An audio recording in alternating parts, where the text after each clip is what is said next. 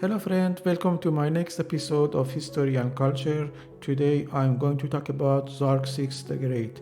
Xerxes the Great was the fifth Achaemenid king between 485 and 465 before Christ.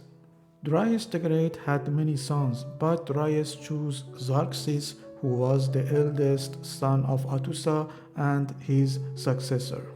So then Xerxes became king at the age of 34 and after the death of his father in 486 before Christ.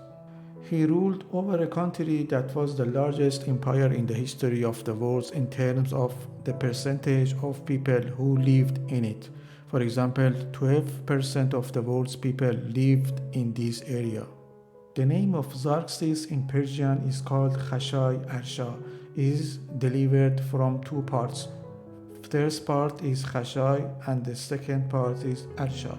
So Khashai means ruler and Arsha means hero. So Khashayarshah means the king of the truth, and when he was appointed to the position of governor, he was given this title. Then after sitting on the throne, Xerxes went to Egypt with an army and was able to put down the rebellions that had arisen there. He made his brother Achaemenid the city governor of Egypt and restored the nobles and religious people of the Egypt to their former liberality. At the same time, Babylon started to disobey. Indeed, Xerxes was able to put down the rebellion and Zafir became the governor of Babylon from Persia. But after some time, the governor was killed and his son Baqabuchash was replaced by him. There are many works and inscriptions left by Xerxes. Xerxes built or completed other palaces in Persepolis, which was built by his father Darius, which added to the greatness and glory of this ancient treasure. For example, the Hadish Palace or the special palace of Xerxes is located in the east of the palace in the Shahi Palace of Persepolis. According to the stone inscription of Hadish Palace, this structure was built by the order of Xerxes and for himself and his wife named Hadish. In one inscription, he called this building Hadish. Also in another inscription, he called it Tachar. Satsutun Palace is the second largest palace in Persepolis, which is located in the east of the courtyard of Apadana Palace. The central hall has 100 columns, 10 by 10, and it is therefore known as 100 columns. Some archaeologists have called it Talar Takht because there is another building with 100 columns but much smaller among the treasury of Persepolis.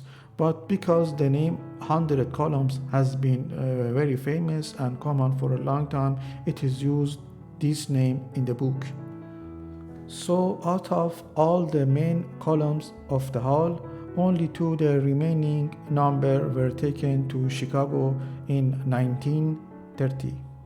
The next thing that I want to talk is the stone inscriptions of Ganjnameh, or writings from the era of Darius and Xerxes of the Achaemenid period. So these stone inscriptions were carved on one of the rocks of Alvand, which is 5 kilometers west of Hamadan city and at the end of Abbasabad Valley. The inscriptions are written in 3 columns of 20 lines, each in ancient Persian, Elamite and New Babylonian language. The ancient Persian text is placed on the left side of both tablets and has width of 115 centimeters. The translation of Ganjnameh stone inscription is as below. Ahura Mazda is the great God. He is the greatest of gods who created the earth, who created that sky, who created people, who created happiness for people, who made Xerxes the king, the only one among many kings, the only ruler among countless rulers. I'm Xerxes, the great king, the king of kings, the king of the countries with many peoples, the king of this great far-off vast land, the son of Darius, the Achaemenid king. Okay friend, this is the end of my episode, so please don't forget to like and comment on my episode, and of course support me for the next episode. Thank you so much.